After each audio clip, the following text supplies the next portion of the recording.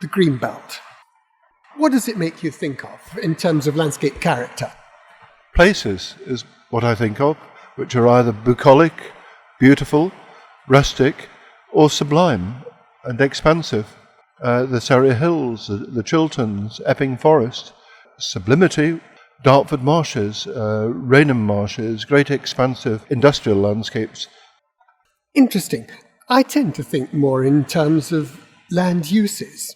And so woodland, sometimes well managed, sometimes not well managed. Farmland, much of it now used for horses. Footpaths, some of them terrific, but others narrow corridors between chain link fence. Parkland, managed by local authorities. And golf courses. And some semi-derelict land, suffering what looks like deliberate neglect in the hopes of getting planning permission for something valuable. Remember that semi-derelict land, if neglected, can become forest. It's a very good thing that the Landscape Institute is having a discussion about the Greenbelt and intends to come up with some proposals for it. And in their initial paper, I very much like this collection of quotations about the Greenbelt. Some of them, for example, the CPRE, saying what a wonderful thing it is. But others, sadly, saying that it needs to be developed for London housing. To develop on greenfield site is cheaper for the house builder and is more expensive for the community, because it's a community which would have to provide the roads, the railways, the schools, the infrastructure that would then service such housing. Let's turn to look at the history of the Greenbelt. And it seems to me that there are really two histories. One of them is the history of ideas about containing the growth of London. And I think that can quite rightly begin with William Petty, who was a statistician and predicted how much London was going to grow.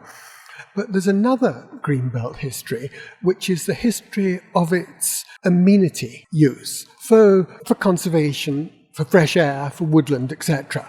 And I think that is best traced to John Claudius Loudon's 1829 plan for what he called zones of country or breathing zones around London. And his idea was that London should expand until one of the zones touched the sea by means of alternating rings of built development and country development. I think it was a great plan, and since Loudon was instrumental in the adoption of the term landscape architecture, I think it's quite right for the Landscape Institute to place him at the start of Greenbelt history in that sense. The next stage in the development of the Greenbelt is Ebenezer Howard's Garden City plan of 1898, and he was interested in all those uses. If you look at Howard's plan, it's not just preserved countryside, it's got all sorts of uses: cow pastures, allotments, new forests, small holdings, children's cottage homes. It's a zone for the use of Londoners. After Unwin, we have Abercrombie's brilliant open space plan of 1943-4, which envisaged both a green belt round London and a network of green corridors within London, so that, in his words, it becomes possible for the town dweller to get from doorstep to open country through an easy flow of open space from garden to park, from park to parkway, from parkway to green wedge, and from green wedge to green belt. Wonderful plan. In short, the merits of the Greenbelt are that it exists. It's an active planning policy which has continued through changes of government. It contains scenery of great beauty and value. It gives a physical definition for London. It contains a wealth of natural capital. It seems to me that the Greenbelt's been much stronger on stopping things happen than it has on encouraging things to happen. Do you agree with that? Yes, I do. It's largely been a negative policy, which can lead to the problems of neglected land that you discussed earlier.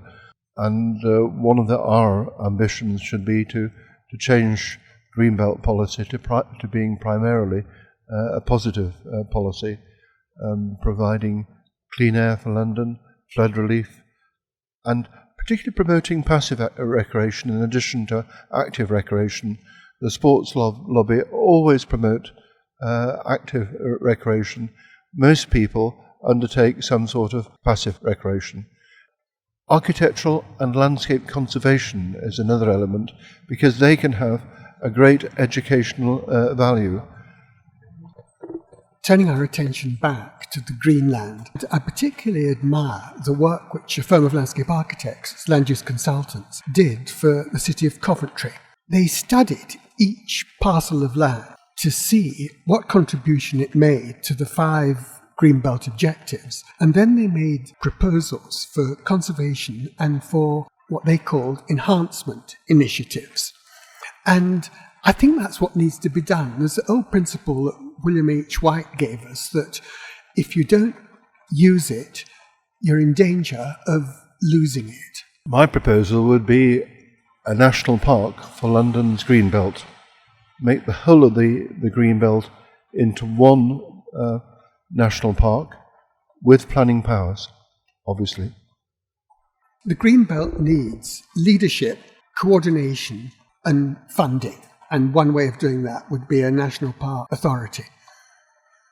It also needs detailed survey, analysis and plans for each parcel of Greenbelt land to enhance biodiversity, visual quality, public access to the countryside. Another thing that a coordinating body could do is the encouragement of volunteer inputs.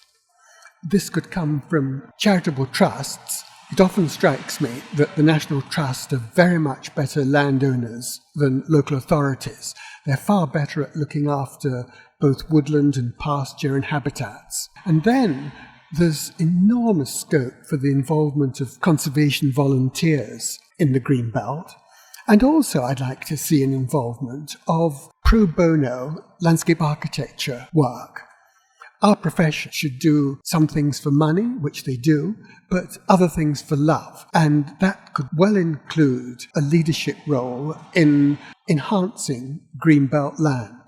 Do you think that's possible? Make a landscape plan for London's Greenbelt. A good point to conclude.